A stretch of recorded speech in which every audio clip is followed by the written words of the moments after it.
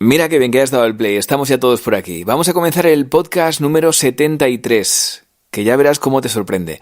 Mira, antes de comenzar, darte las gracias por estar ahí y por compartirnos, porque gracias a tus recomendaciones, a hablarle a tus amigos de Entiende tu Mente, estamos llegando a todos los rincones del mundo. Y por supuesto, gracias también a todos los que ya forman parte del Club ETM, nuestro apartado con contenido extra que además nos permite seguir adelante. Tienes más info, ya sabes, en entiendetumente.info. Entiende tu mente. 20 minutos para entenderte mejor. Con Molo Cebrián, Luis Muiño y Mónica González. Puedes conocerles mejor en entiendetumente.info. Aquí estamos, nuevo podcast de Entiende tu Mente. Gracias por haber dado el play, por estar ahí. Mira, tengo un mensaje por aquí de una persona que pone usuaria de LiveSam, así se llama en Apple Podcast. Dice: sus programas son ágiles, llevaderos y entendibles. No te pierdes en vocabulario muy técnico, pues lo explican todo de forma sencilla y entendible, lo que lo convierte en un programa apto para un público muy extenso. Muchas gracias de corazón y nada, vamos a eso, vamos a tratar un tema y además hoy de una forma muy especial, muy particular. Antes de nada, saludo a Mónica González, Luis Muiño, ¿cómo estáis? Muy buenas. Encantados, encantadísimos hoy. Hola a todos, ¿qué tal? ¿Cómo andáis? Pues vamos a decir que hoy estamos más que contentos porque tenemos a invitada en el estudio una gran artista que, bueno, ha venido con guitarra además, así que luego nos lo va a demostrar, que es Lupe Guadalupe, que nos mandó un día un mail y le dijimos: oye, Lupe, ¿y si te vienes con nosotros a hacer el podcast? Y Lupe, ¿qué dijiste? Nada, yo encantada. Qué buena gente. Bueno, Lupe, generalmente comenzamos siempre leyendo un correo electrónico de la persona que nos pide que tratemos un tema. Pero aprovechando que estás tú, que fuiste la que mandaste ese correo electrónico, te voy a pedir que nos cuentes un poco qué tema quieres que tratemos y en qué tema nos vas a ayudar hoy. Bueno, ayudar. Sí, dar mi visión, lo que pueda. Bueno, hola a todos. Y nada, mi correo era porque, puesto que soy músico, escuché un podcast anterior que hicisteis sobre el pánico escénico un poco y pensé que en los músicos es un problema que sufrimos. Yo creo que igual también el 100% de los músicos, como hablabais vosotros, que el 100% de las personas sufre pánico escénico. Y nada, es un tema muy recurrente de conversación. Y nada, le escribí al equipo de Entiende tu Mente pidiendo por favor si podían abordar el tema. Y nada, y a partir de ahí ha surgido un poco, me dijiste que si quería que me citaba y después que me viniera y nada. Y te has venido, que sí. Esto estamos encantados. Y de hecho, mira, un día con amigos hace poco, tengo una amiga que, bueno, te comentaba ahora fuera de micrófono, ¿no?, que es violinista de la Orquesta de Castilla y León y además es de las buenas, mi amiga Mónica. Un besito. Bueno, todas son muy buenas, pero ella siempre hay pues como 3 o 4, no sé cómo funcionan las orquestas, la verdad, porque no tengo ni idea de música clásica. Luego Lupe nos va a dar una clase aquí, una masterclass a nosotros, pero bueno, y me decía efectivamente lo que nos decías tú, o sea, lo del miedo escénico es una cosa tan normal en la profesión y que a veces pues no exteriorizas, ¿no? Te lo quedas para ti, ¿no? Sí. Pero haz una cosa, Lupe, pregúntale a Luis la definición, que las da muy bien. ¿Qué definición tiene Luis? Bueno, ahora sí que me habéis descolocado. No sé cómo a 3 me ha llegado a mí, pero vale, está bien. El miedo escénico, en teoría, es algo que nos aqueja a todos, lo que hablábamos, ¿no? Y como cualquier cuestión de grado, en psicología la trabajamos cuando llega a limitar realmente a la persona. Es decir, son sensaciones normales que todos hemos vivido y además en una situación artificial como es tocar delante de un montón de gente mirándote, hay que vivirla. Es decir, siempre lo recuerdo, si no la vives es que eres un psicópata, por eso hay tan buenos psicópatas músicos, pero bueno, pero siendo normal la tienes que vivir. Y si la vives y no te limita, pues es parte de tu vida y la vas progresando poco a poco. En el momento en el que te empieza a limitar es cuando la empezamos a trabajar los psicólogos. ¿Y cómo saber si te empieza a limitar? Yo siempre digo que la mayor prueba es saber cuántas cosas dejas de hacer por eso. Es decir, claro, cuando te estás dando cuenta de que determinada actuación no la has hecho, que en determinados sitios no tocas por pánico escénico. Ahí es cuando, bueno, conviene trabajártelo. ¿Vale? Y tiene que ver con eso, con que las sensaciones te paralicen, lleguen a ser tan potentes que ya el resto no importa. Claro, yo creo que es que también muchas veces surge antes de que, evidentemente, cuando ya los síntomas se te hacen evidentes, hay que empezar a tratarlo. Pero, por ejemplo, en mi caso, que he estado estudiando 10 años en un conservatorio, conozco los entresijos por dentro. Yo noto que es algo como que en parte aprendemos desde que empezamos en la música. Es decir, después cuando te das cuenta, es como que ya lleva unos cuantos años trabajándolo, entre comillas. Es decir, leí en alguna fuente que el miedo escénico en los músicos hay que desaprenderlo. La verdad es que no sé si fuera un término exacto, si sería un término exacto, porque eso implica como que lo hemos estado aprendiendo de alguna forma. A lo mejor de forma inconsciente o por un mal planteamiento de la enseñanza en los conservatorios, no sé. ¿Vosotros pensáis que hay que desaprenderlo? ¿O es algo con lo que nacemos realmente? De hecho, lo hemos mencionado en un podcast. Sí. Hay teóricos de la psicología que dicen que las fobias son miedos normales. Es decir, miedos que en realidad todos tenemos o adquirimos en determinados ambientes, pero que no hay forma, digamos, de no tenerlos. Que lo que ocurre es que poco a poco vamos desaprendiéndolos. Es decir, que nuestra cultura nos enseña a desaprenderlo. La teoría esa te cuenta que, por ejemplo, una fobia a un ascensor, pues en principio parecería un miedo normal. Es decir, si tú metes a un hombre del Paleolítico en un ascensor, casi se vuelve loco. Tener miedo a un ascensor es lo normal. ¿Qué ocurre? Que tú culturalmente te han enseñado a desaprender el miedo al ascensor, a ir perdiéndolo poco a poco. Probablemente tú tengas razón, es decir, es un miedo que aprendéis en parte, pues, por ejemplo, en determinados ámbitos en los que se juzga con demasiada perfección, el papel del testigo, digamos, del público es tremendamente crítico, porque suele ser un profesor que te está juzgando. Entonces, poco a poco vas aprendiendo ese miedo y luego, cuando, digamos, empiezas tu carrera artística, tienes que desaprenderlo, ¿no? Es decir, viene y casi inevitablemente de un determinado sitio, hay que ir quitándotelo poco a poco. Tendría mucho sentido a nivel técnico. Bueno, yo te quería preguntar, quería aprovechar que estás aquí preguntarte si alguna vez has notado que esto te empeoraba como consecuencia de una bronca que te hayan echado o de que algo has hecho mal y mal dentro de la perfección que entraña la música, porque claro, la música es que una nota se nota si no es la que tiene que ser, ¿no? Entonces, ¿alguna vez tú has notado un efecto de que alguien te ha corregido algo y a partir de ahí has tenido miedo al fallo? ¿Más miedo al fallo? En mi caso, realmente creo que no se ha dado el caso, pero porque también yo soy consciente de que es un aspecto en el que me gustaría mejorar. Pienso que como músico o como artista que se expone a un público, el miedo escénico es una cosa que tienes que controlar antes de que te controle a ti. Y entonces intento siempre tomarme los consejos que me den sobre actuaciones de una forma positiva y que me ayude a crecer y que, al contrario, no me impida volver a subirme al escenario después. Pero hay un caso, por ejemplo, con Barbara Streisand, la famosa cantante y actriz, que en un concierto en el 67, me parece, se olvidó una letra y eso le produjo además en directo, en el concierto que imaginamos con miles de personas, y le produjo tal pavor que desarrolló un rechazo enorme a subir al escenario y no volvió a subir, no sé si hasta casi 30 años después.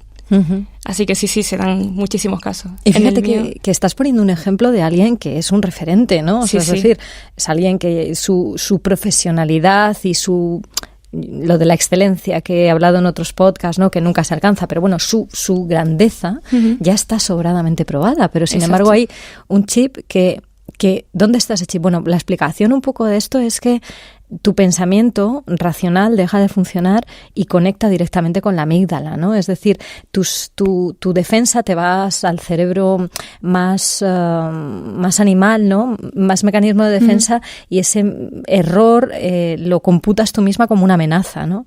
Entonces, a partir de ahí bloqueas y estás en permanente conexión con tu emocionalidad más que con tu pensamiento, porque yo, por ejemplo, cuando a la gente le hago alguna recomendación para hablar en público, para comunicación interpersonal, que tengo muchos clientes que vienen por esto, yo les digo, nadie sabe exactamente lo que tú vas a hablar.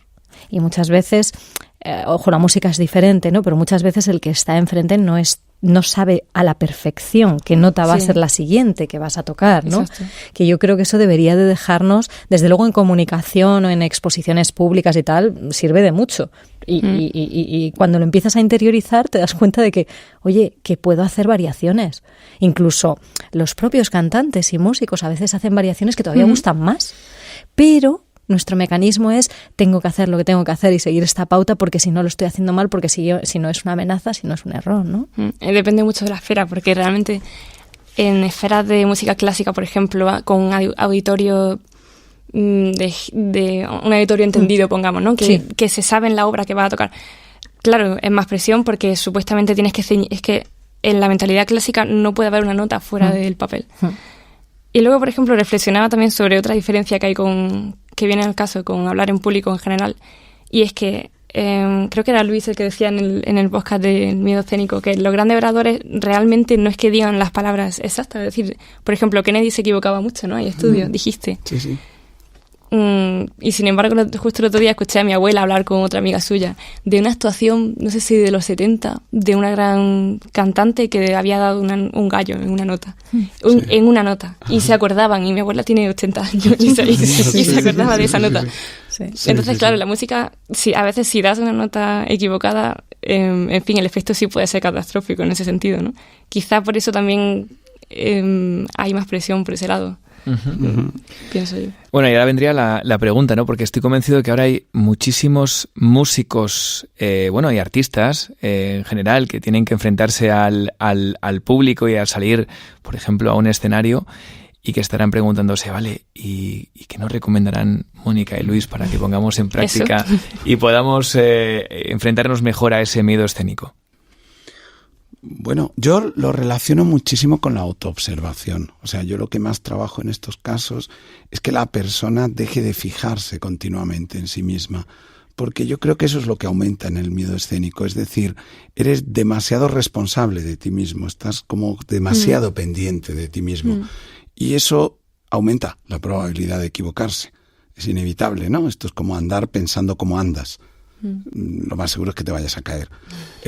O sea, yo creo que hay ciertos actos, hasta donde lo entiendo, la música es de esos, que tienen que fluir de forma natural, casi como si fuera algo que tú no estás haciendo. No te puedes estar observando a ti mismo. Completamente, ¿no? de acuerdo. Y lo que yo creo que hace el público, y sobre todo cuando es exigente, por eso te digo que me parece una situación artificial, o sea, no es habitual salir para estar delante de 200 personas que te están juzgando nota a nota. Es una situación artificial. Para vencerla tienes que dejar de estar ahí. Eso es lo que me cuenta la gente que creo que lo ha vencido, ¿no? O sea, gente que puedo tener en terapia o amigos que ya llevan años y nunca tienen ese tipo de crisis. Ellos tienen la sensación de no estar. Es decir, de fluir en la música de una manera que realmente es como si ellos no estuvieran tocando. Y creo que esa es la perfecta. O sea, tienes que ir consiguiendo ese tipo de sensaciones. Eso es lo que yo trabajo en terapia, ¿no? Unas sensaciones casi de despersonalización, casi de dejarte ir dentro de la música, casi de no saber dónde están tus manos en ese momento. Y yo lo que, pues recomiendo es trabajarlo también fuera.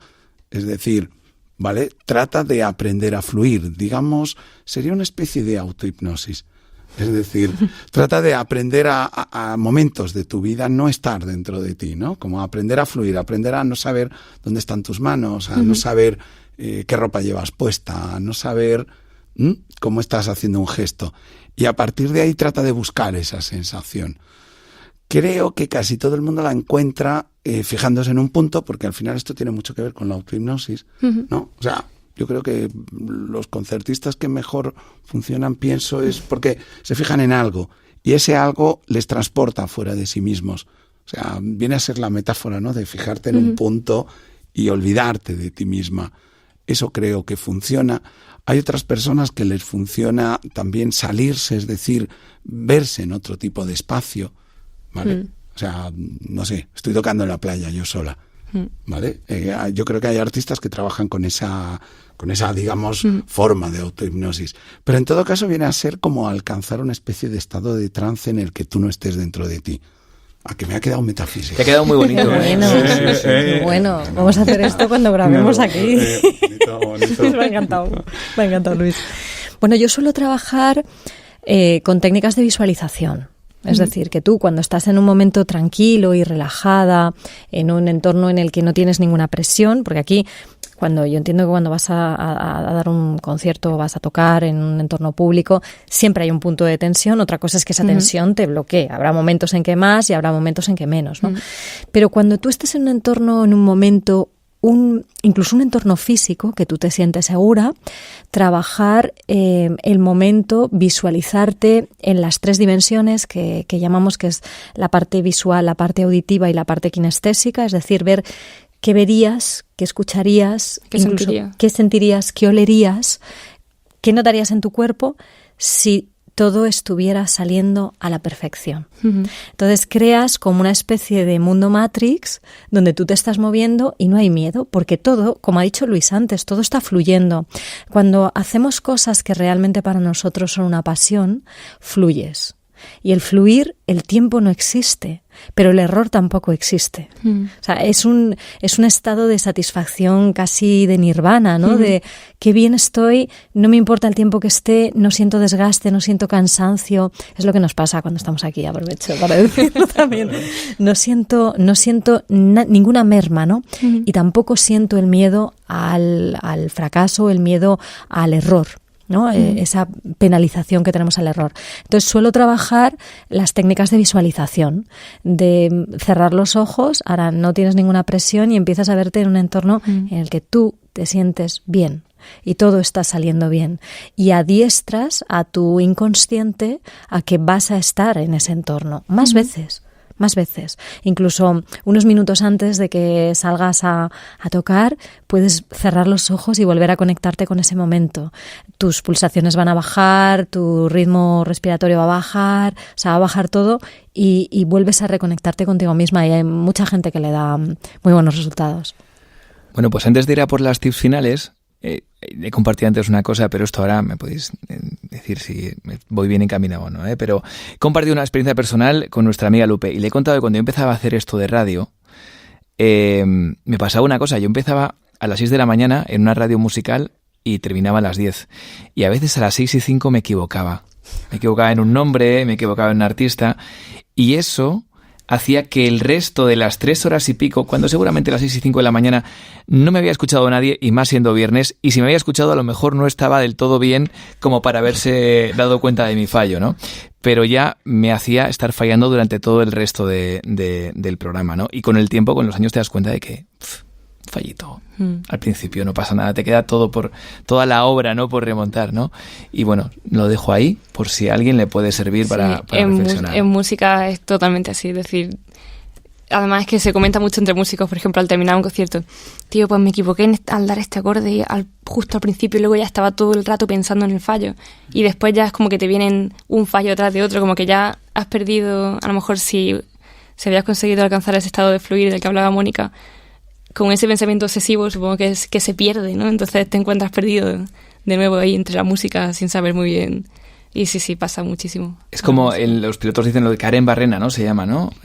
Pues ahí hay que ser un buen piloto y decir, bueno, voy a coger y voy a volver a donde estaba. Antes he caído un poquito, pero vuelvo y seguimos con el vuelo y seguimos fluyendo. Claro, porque realmente a lo mejor era un fallo, también lo que te has dicho, bueno, sí, relacionado con lo que has dicho. Sí. Quizá era un fallo que la gente, si lo ha notado, no le ha dado importancia, porque a lo mejor ese fallo no te ha hecho perder expresividad en tu forma de tocar ni nada. Entonces, a lo mejor para ti ha sido un fallo enorme, o le da mucha importancia, en parte por lo que hemos hablado antes, de la perfección que se inculca sobre todo en los conservatorios. Pero para el resto de la gente no. No. Bueno, es más, te voy a decir una cosa, que tú me has escuchado antes que yo soy guitarrista malo amateur, ¿no? Que me ha dejado su guitarra. Pero me pasa que tengo muy buenos amigos músicos.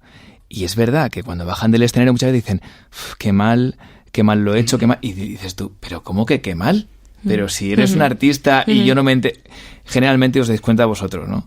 Y los que estamos ahí viendo, vamos, de música clásica, yo la verdad es que no sé mucho, pero de música pop rock me sé los punteos al milímetro, y no me doy cuenta de cuando mis amigos fallan. Nunca me doy cuenta. Bueno, Paco de Lucía, el grandísimo Paco de Lucía, le preguntaron en una entrevista pero usted cuando termina un concierto está contento y tal, y dice, yo toco mal casi siempre, decía, y los que estaban alrededor pero diciendo, pero ¿cómo puede ser que diga eso? Sí. Y además esa frase yo creo que es bastante liberadora, sobre todo cuando en el fondo tú sabes que eres un artista y que tocas bien, porque tú lo sabes. Y de hecho vamos a pasar a las tips finales y luego, Lupe, nos tienes que tocar una canción, ¿vale? Por supuesto. Venga. Antes de seguir, recordarle a los amigos que ya forman parte del Club ETM, la zona premium de nuestra web, que estamos publicando estos días los últimos audios de las últimas sesiones del reto con las ideas para mejorar tanto nosotros como los pequeños de la casa en nuestra relación con los móviles, las tablets y en general las llamadas tecnologías de la información. Tienes más info, ya sabes, en nuestra web, entiendetumente.info. Pues estamos ya a punto de terminar y de escuchar a Lupe tocar la guitarra, que va a ser la primera artista que toca en Entiende tu Mente, ¿eh? ¡Qué responsabilidad! ¡Qué responsabilidad! Un hito, nada de responsabilidad, un hito, una pasada. Pues vamos a dar unas tips, unos consejos finales, unas ideas para que le valgan a todos los músicos y a todas las personas que se tienen que, de forma habitual, por su profesión, ponerse encima de un escenario. ¿Cuál sería la primera, por ejemplo, Luis? Pues no sé. Mira, por completar... fuera de juego. Claro, no, que va. Y por completar lo que decíamos, ¿no? De este tipo de estados así, de fluidez. Yo creo que en ambientes tan rígidos como suelen ser los del conservatorio, la música clásica, así más excluyente, es muy importante disimular y reírte del otro. O sea, yo creo que es muy importante desmitificar al público, ¿no? O sea, tengo un amigo que se imaginaba a la gente cagando. Está bien. O sea, algo hay que hacer, porque de alguna manera ellos se mitifican mucho a sí mismos. O sea, funcionan con aquello de que yo tengo un determinado conocimiento particular, que tampoco es para tanto. Es decir, todos somos muy buenos en algo. Pero ellos funcionan con esa idea de que tienen algo que les distingue y les hace superiores. Entonces hay que bajarles. Porque si no es muy difícil alcanzar este estado de fluidez. O sea, si crees que estás ante gente muy potente, y no es gente muy potente. Yo muchas veces le hablo al público. Entonces eso sí. También establece una conexión ya de entrada, no solo con la música, sino... Los humanizas, ¿no? Exacto. Y ahí, si dice algo y se ríen, pues ahí hay algo, un calor humano. Claro. No puedes tocar para dioses. No. Tienes que tocar para humanos, ¿no? Y yo creo que desmitificar, o sea, buscar tu propia técnica de desmitificación para bajar a la persona que tienes delante, yo creo que es muy importante. Yo, bueno, aparte del tema de visualización que comentábamos, trato de ayudar a la gente a que vea momentos en los que han sentido mucho miedo y no ha pasado nada. Y dices, pero si he superado mi miedo y no ha pasado nada y lo hice bien. No digo perfecto, digo bien. Pues entonces, ¿por qué la siguiente no va a salir bien? Yo aprovecho para contar una anécdota muy pequeñita. Cuando yo era muy joven, 17 años, empecé a trabajar en la tele con uno de los monstruos de la tele, un productor importante, muy famoso, muy exigente, y yo estaba completamente asustada. Y claro, tenía que estar en el público, salir en pantalla, hablar. Y hubo un momento en que lo desmitifiqué y le dije, mira, yo si hago algún estropicio, no me grites. Sobre todo no me grites. Se rió tanto con ese miedo anticipado y tan humano, ¿no? De decirle, por favor, no me grites porque me diluyo aquí misma, ¿no? Y bueno, estuve 7 años trabajando con él y nunca me tuvo que gritar, nunca me tuvo que gritar. No digo que no hiciera algún fallito, que seguro que lo hice, pero fue todo muy natural. Entonces creo que hay que desmitificar esos grandes, tanto en el público que decía antes Luis, como los grandes monstruos, son los números unos, todos los números uno han pasado por situaciones de miedo, todos han pasado por situaciones de fallo y todos han tenido ese valor diferencial que es superar ese miedo. Recurre a tus pasados en donde has sentido eso y has dicho, pero si no ha pasado nada después, qué miedo más tonto, ¿no? Qué miedo más tonto. Pues, bueno, yo te llamo Lupe porque eres amiga, pero Lupe, que bueno, hay que decirte que enhorabuena porque nos mandaste este mail antes de conseguir un granito y muy complicado, ¿no? Que es entrar... ¿Lo decimos o no lo decimos? Sí, ¿no? Vale. Has entrado en el conservatorio de Madrid. En el Conservatorio Superior de Madrid. Y que no es nada fácil. Y justo el mail nos lo mandaba antes de hacer esas pruebas, ¿no? Claro, por eso estaba relacionado con la tensión que sentía. Entonces, no hemos podido ayudarte en ese momento porque hemos tardado en hacer el contenido, pero sí que tú has ayudado a muchos otros amigos músicos a lo mejor que tal vez el año que viene quieran hacer las pruebas para entrar en el conservatorio, tal vez, ¿no? Y te vean por ahí y te digan, mira, llegué aquí gracias a ti. Sería genial. Pues Mónica, Luis, como siempre, oye, que es una gozada escucharos. Y Lupe, si tú cierras hoy el podcast, así que coge tu guitarra y regálanos lo que tú quieras, ¿vale? Vale.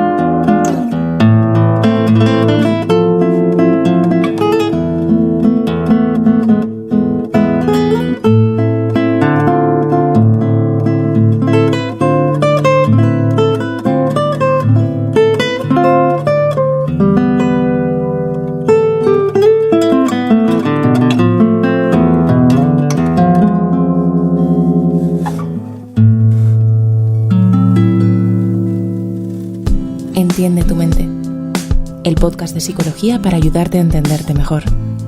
Y en el próximo podcast hablaremos del trastorno obsesivo-compulsivo. Si te ha gustado este podcast, compártelo. Puede que a alguien le venga bien. Y si quieres estar atento a todas nuestras novedades y no perderte ninguno de nuestros podcasts, síguenos en redes sociales y suscríbete a nuestra lista de correo en entiendetumente.info. Gracias por estar ahí y ya sabes que para proponernos temas o lo que necesites, nos tienes a un clic de distancia. Búscanos en entiendetumente.info o en redes sociales. Chao.